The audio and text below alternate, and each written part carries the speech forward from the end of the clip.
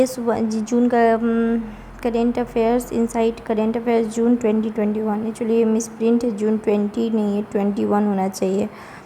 इसमें पहले हम जीएस पेपर 1 में करते हैं। तो भारतीय संस्कृति में प्राचीन काल से आधुनिक काल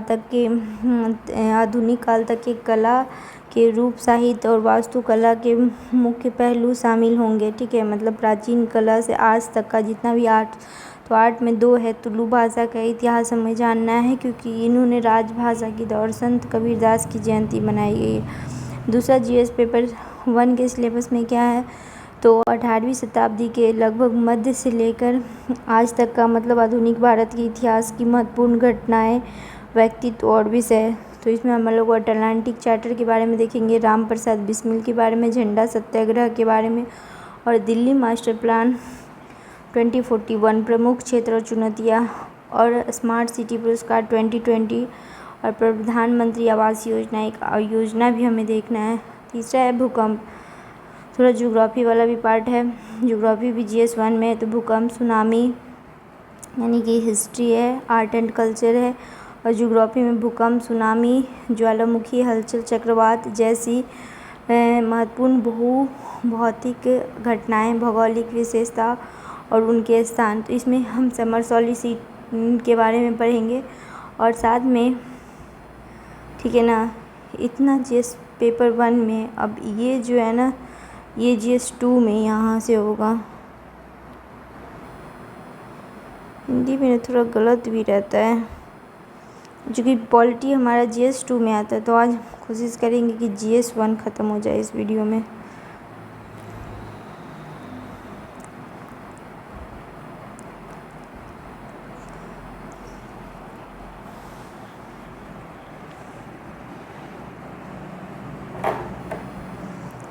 तो इसमें क्या कहता है कि भारतीय विरासत और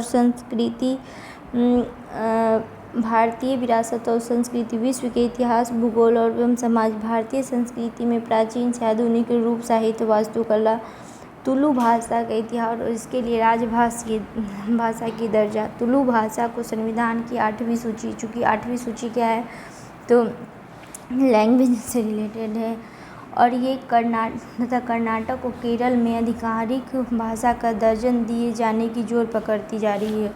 इसको कर्नाटक और केरल में हिस्से में बोली जाती है, तो वहाँ आधिकारिक भाषा का मांग किया जा रहा है। और ऐसे 8वीं अनुसूची में राजभाषा। तो तुलु भाषा के बारे में, तो ये एक द्रविड़ भाषा है, जिसे मुख्यतः कर्नाटक के 2 तटीय जिलों दक्षिण कन्नड़ और उडुपी, केरल के कासरगोड जिले में बोला जाता है।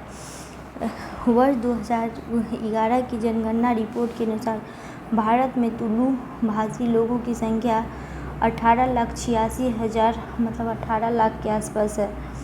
ठीक है ना, जो 2000, और ये पूछ सकता है कि तुलु भाषा कहाँ बोला जाता है, तो कर्नाटक के 2 तटीय जिला दक्षिण कन्नड़ और उडुपी और केरल में बोला जाता है। रॉबर्ट कॉल्डवेल जो है 1814 से 91 ने अपनी पुस्तक a comparative grammar of the Dravidian या south Indian family of language में तुलु भाषा को द्रविड़ परिवार का सबसे विकसित भाषाओं में से एक बताया है। तुलु भाषा में एक समृद्ध मौखिक साहित्य परंपरा पाई जाती है, जिसे पददाना जैसे लोकगीत और यक्षगान जैसे प्रारंभिक लोक मंच का रूप दिया गया है। भारत के संविधान के भाग 17 में है। भाग 17 में 343 के अनुच्छेद से 351 तक, 343 से 351 तक संविधान का दर्जा मिला है। 344 क्या कहता है कि 344 में संविधान में 5 वर्ष की समाप्ति पर राष्ट्रपति द्वारा आयोग का गठन का प्रावधान है, और इसके तहत हिंदी भाषी के विकास हेतु पर समझने के लिए 344 में है कि प्रारंभ में 5 वर्ष तक के समय राष्ट्रपति द्वारा आयोग के गठन, और 351 में क्या है कि हिंदी भाषी के विकास के प्रसार करने के लिए भारत की सामाजिक संस्कृति के सभी तत्वों के व्यक्ति बन सके। वर्तमान में संविधान की 8वीं अनुसूची में कितनी भाषाएं हैं, कुल 22 भाषा है। असमिया है, बंगाली है, गुजराती है, हिंदी है, कन्नड़ है, कश्मीरी, कोंकणी, मलयालम, मणिपुरी, मराठी, नेपाली, उड़िया, पंजाबी, संस्कृत, सिंधी, तमिल, तेलुगु, उर्दू, बोडो, संथाली, मैथिली, डोगरी। ये पूरा याद होना चाहिए। क्या आप जानते हैं कासरगोड जिले को सप्त भाषा संगम भूमि कहते हैं, मतलब 7 भाषाओं का संगम कहा जाता है, और तुलु भाषा इन 7 भाषाओं में से एक है।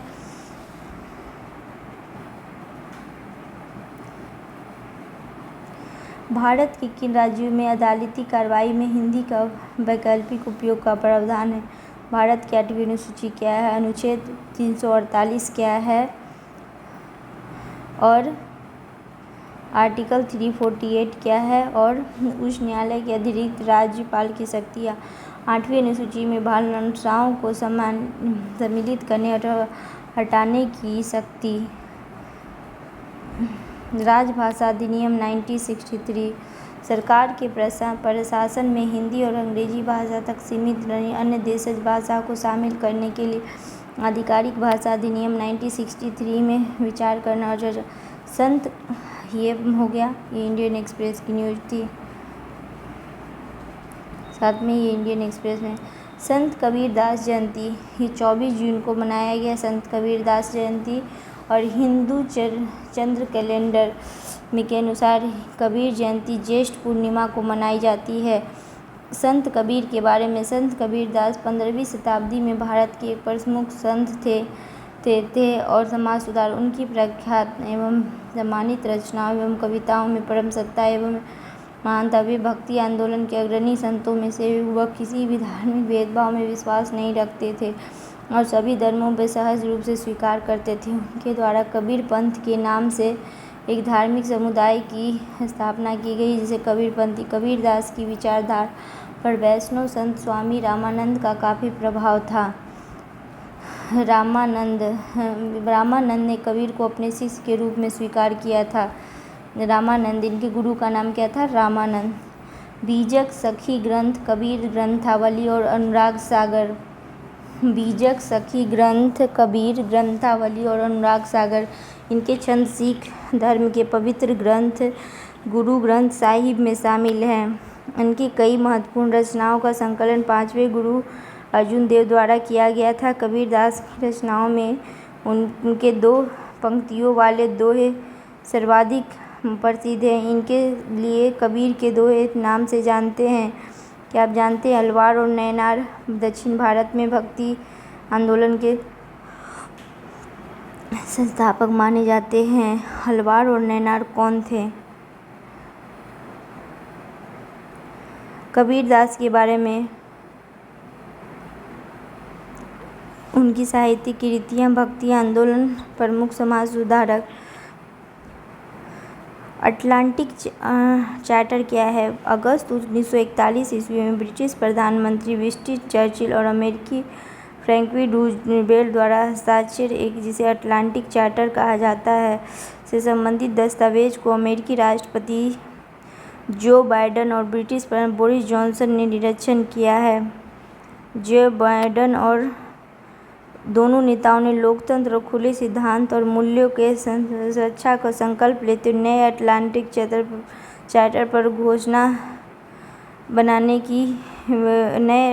चार्टर पर हस्ताक्षर करने की घोषणा बनाने की योजना बनाई है।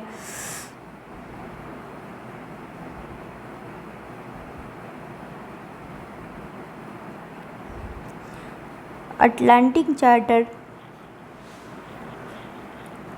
के बारे में। अटलांटिक चार्टर संयुक्त राज्य अमेरिका और ग्रेट ब्रिटेन द्वारा द्वितीय विश्व युद्ध के दौरान बनाया गया था और इस युद्ध के पश्चात इस 14 अगस्त 1941 को जारी किया गया था। बाद में 26 मित्र राष्ट्रों द्वारा जनवरी 1942 में किसी राष्ट्र को अपनी सरकार चुनने का अधिकार होता है। व्यापार प्रतिबंधों में ढील और युद्ध के पश्चात निरस्त्रीकरण का अधिवचन और इसके प्रमुख बिंदुओं में शामिल है। इस दस्तावेज में गठित संयुक्त राष्ट्र की स्थापना की दिशा में पहला महत्वपूर्ण कदम माना जाता है।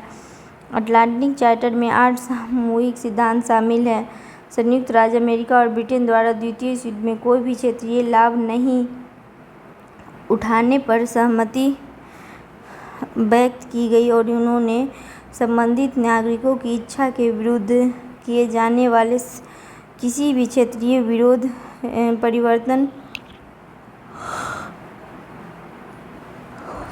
का विरोध किया।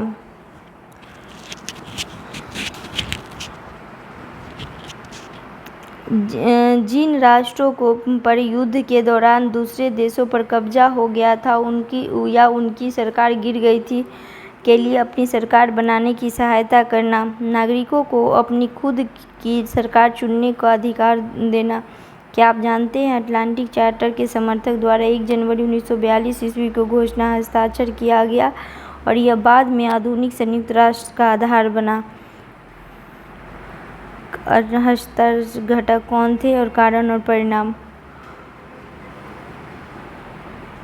दूसरा न्यूज है राम प्रसाद बिस्मिल। इनका जन्म 1897 में 11 जून को उत्तर प्रदेश के शाहजहांपुर जिले में गुमनाम गांव में हुआ था। वह उन सर्वाधिक उल्लेखनीय भारतीय जिन्होंने ब्रिटिश उपनिवेशवाद से लड़ाई लड़ी और साम्राज्यवादी ताकतों के खिलाफ सदियों से संघर्ष के बाद राष्ट्र की स्वतंत्रता की हवा में सांस लेना संभव बनाया। राम प्रसाद बिस्मिल कम उम्र में ही आर्य समाज से जुड़ गए थे। बिस्मिल ने औरैया में एक स्कूल शिक्षक गेंदालाल दीक्षित के साथ अपने संगठनों मातृदेवी और शिवाजी समिति को मजबूत बनाने के लिए इटावा, मैनपुरी, आगरा, शाहजहांपुर जिलों के युवाओं को संगठित किया। उन्होंने 28 जनवरी 1918 को देशवासियों के नाम शीर्षक से एक पत्रिका की और अपनी मैनपुरी की प्रतिज्ञा शीर्षक वाली कविता के साथ वितरित किया। उन्होंने क्रांतिकारी संगठनों के लिए धन इकट्ठा करने, सरकारी खजाने को कांग्रेस पार्टी के साथ परस्पर विरोध और नाराजगी व हिंदुस्तान रिपब्लिकन एसोसिएशन का गठन किया गया, जिसमें शीघ्र भगत सिंह और चंद्रशेखर आजाद जैसे नेता शामिल हो गए। उन्होंने 1918 मैनपुरी षड्यंत्र में भाग लिया। 9 अगस्त 1925 राम प्रसाद बिस्मिल ने अशफाकुल्लाह खां और उनके साथियों के साथ लखनऊ काकोरी में ट्रेन लूटने की योजना को अंजाम दिया। स्वतंत्रता संग्राम के आदर्श महात्मा गांधी ने बिल्कुल विपरीत थे। उनका कहना था कि स्वतंत्रता हिंसा के माध्यम से प्रारंभ। 19 दिसंबर में गोरखपुर जेल में उन्हें फांसी पर लटका दिया गया और राप्ती नदी के तट पर उनका अंतिम बाद में यह स्थान राजघाट के नाम से जाना गया। काकोरी षड्यंत्र में कौन शामिल थे और उसका उद्देश्य क्या था। विचारधारा। राम प्रसाद बिस्मिल के स्वतंत्रता संग्राम के आदर्श महात्मा गांधी के आदर्श बिल्कुल विपरीत थे। टिप्पणी कीजिए। झंडा सत्याग्रह। संस्कृति मंत्रालय द्वारा 18 जून को मध्य प्रदेश के जबलपुर में ध्वज सत्याग्रह या झंडा मनाने हेतु एक कार्यक्रम आयोजित किया गया। झंडा सत्याग्रह क्या है। स्वतंत्रता सेनानियों ने झंडा सत्याग्रह आंदोलन के ब्रिटिश के चूल्हे हिला दिए थे और उसने स्वतंत्रता आंदोलन के लिए एक संजीवनी का कार्य किया था। झंडा सत्याग्रह का आयोजन 1930 ईस्वी में जबलपुर और नागपुर में किया गया था। जबलपुर में झंडा फहराने की खबर देश भर में आग की तरह और इसके बाद देश भर में कई पर झंडा फहराया। यह शांतिपूर्ण सविनय अवज्ञा आंदोलन की तरह एक अभियान था जिसका उद्देश्य राष्ट्रवादी झंडे को फहराने और नागरिक प्रतिबंधित करने संबंधी कानून की अवहेलना करते हुए राष्ट्रवादी की स्वतंत्रता और अधिकार को प्रदर्शन और ब्रिटिश शासन की वैधता को चुनौती देना था। झंडा फहराने के अधिकार की मांग करने वाले राष्ट्रवादी प्रदर्शनकारियों की गिरफ्तारी, विशेषकर महात्मा गांधी की हालिया गिरफ्तारी से पूरे भारत में आक्रोश फैल गया। सरदार वल्लभ भाई पटेल, जमनालाल बजाज, चक्रवर्ती राजागोपाली, डॉक्टर राजेंद्र प्रसाद आह्वान किया और नागपुर और मध्य हिस्सों में अंत में अंग्रेजों द्वारा सरदार वल्लभ पटेल और अन्य के साथ समझौता हुआ, जिसमें सभी लोगों की रिहाई और बिना और जुलूस निकालने की अनुमति दी गई।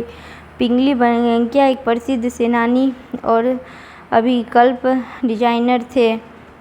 राष्ट्रीय ध्वज के बारे में। वेंकैया द्वारा डिजाइन किया गया झंडा स्वीकार किया गया था। संविधान कब अपनाया गया। 22 जुलाई 1947। अवलोकन और महिलाओं की भूमिका और महिला संगठन जनसंख्या दिल्ली मास्टर प्लान 2041 प्रमुख क्षेत्र। हाल ही में दिल्ली विकास प्राधिकरण में दिल्ली के लिए मास्टर प्लान 2041 के मसौदे के प्रारंभिक हुए। इस मास्टर प्लान के मसौदा को आम नागरिक के आपत्ति और सुझाव मानते हैं, जिसके बाद इसे लागू किया गया। सबसे पहले मास्टर प्लान क्या होता है? किसी भी शहर का मास्टर प्लान शहर को योजनाकार और इसकी ज़मीन पर स्वामित्व रखने वाली एक एजेंसीज की परिकल्पना दस्तावेज है। विजन डॉक्यूमेंट की बात हुई, यह भविष्य में शहर के विकास करने हेतु रूपरेखा होती है। इसमें जनसंख्या, अर्थव्यवस्था, आवास, परिवहन, सामुदायिक सुविधा और भूमि का उपयोग। दिल्ली मास्टर प्लान 2041 क्या है? उद्देश्य दिल्ली को वर्ष 2021 वहनीय मतलब सस्टेनेबल निवास योग्य और जीवंत बनाने हेतु आवास क्षेत्र के लिए इसमें बड़ी संख्या में प्रवासी को ध्यान, सरकारी एजेंसियों अधिक निवेश आमंत्रित, किराए के आवासों को प्रोत्साहित करने की बात कही जा रही है। उपयोगकर्ता भुगतान, यूजर पेज प्रिंसिपल, पार्किंग की समस्या को दूर करने मसौदे के उपयोगकर्ता भुगतान सिद्धांत का, जिसका अर्थ है कि गैर मोटर चालित वाहनों को छोड़कर सभी निजी मोटर वाहनों की अधिकृत पार्किंग सुविधाएं स्थानों के लिए भुगतान करना होगा। इसका उपयोग सार्वजनिक का हरित ईंधन में परिवर्तित करना है और आवागमन उन्मुख विकास, ट्रांजिट ओरिएंटेड डेवलपमेंट (TOD) के बहु उपयोग मॉडल को अपना प्रमुख रणनीति और वाहनों को कम करना है। मसौदा में यमुना नदी के तट पर बफर जोन की स्पष्ट सीमा निर्धारित की गई है। शहर में प्रभावित होने वाले जहाँ भी संभव 300 मीटर की चौड़ाई पर बफर जोन बनाया गया है। ये अच्छा काम किया गया है। महामारी के मद्देनजर प्रस्तावित बदलाव, आश्रय स्थल, सामूहिक रसोई और संगरोध हेतु स्थान विकसित कर, रात्रिकालीन बसों में मनोरंजन, मेट्रो, खेल सुविधाओं, प्राधिकरण की नाइट लाइफ योजना। इसमें यांत्रिक वातायन व्यवस्था करने के लिए निवारक खुले क्षेत्रों में वायु रणनीतिक नौकरशाही शक्ति और न्यू अर्बन एजेंडा। औपचारिक रूप से 20 अक्टूबर 2016 को housing and sustainable urban development संयुक्त राज्य द्वारा प्रयास हैबिटेट 3 स्मार्ट सिटी 2020 पुरस्कार क्या है?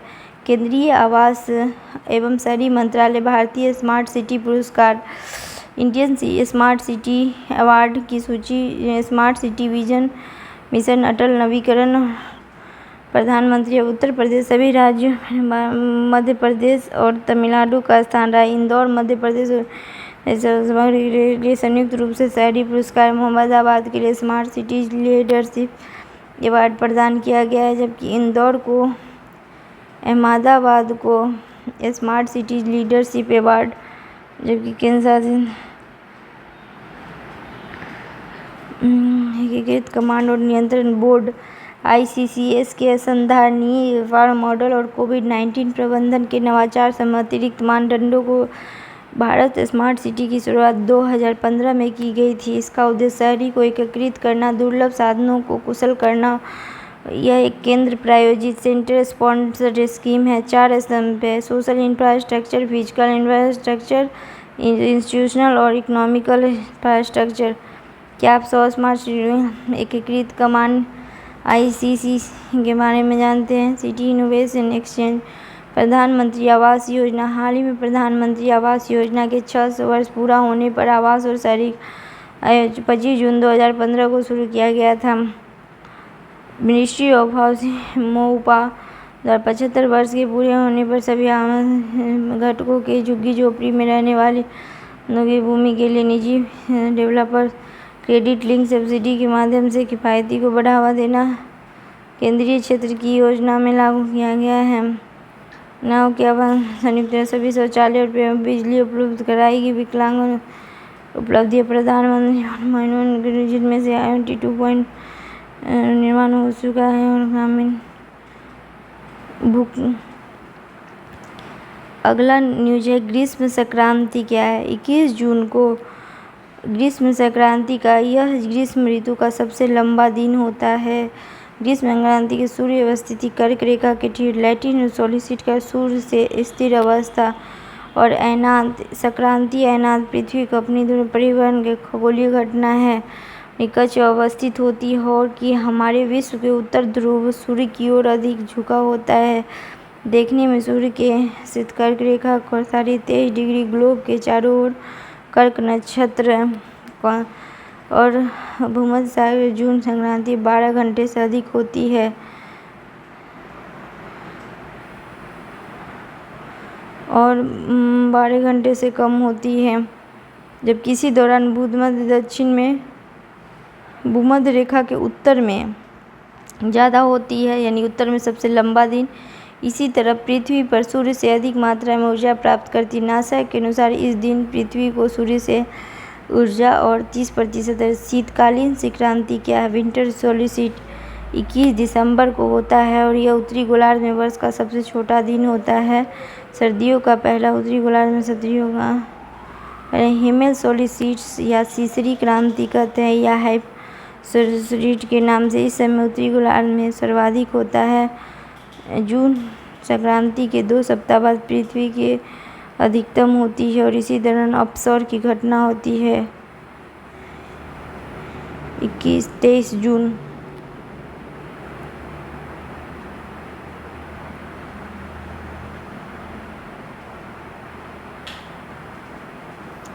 इक्कीस मार्च और 23 सितंबर।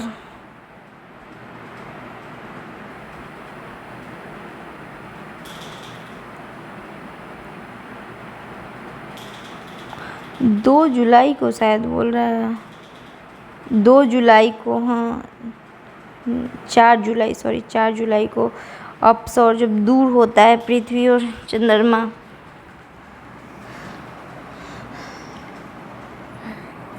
इस तरह GS1 कंप्लीट हो गया।